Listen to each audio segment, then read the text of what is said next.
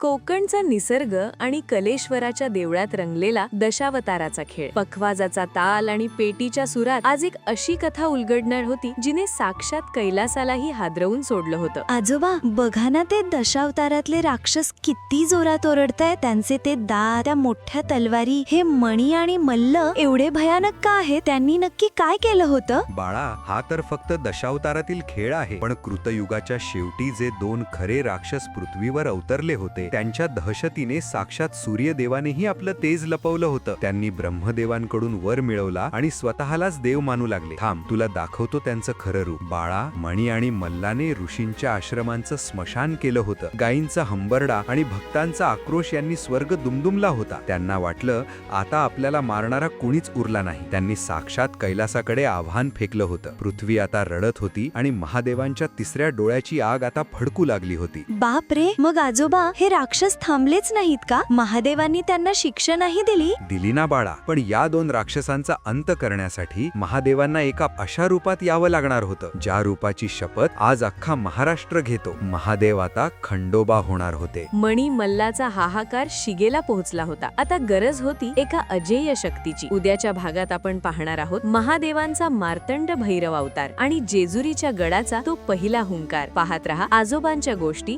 Season 12. येळकोट येळकोट जय मल्हार.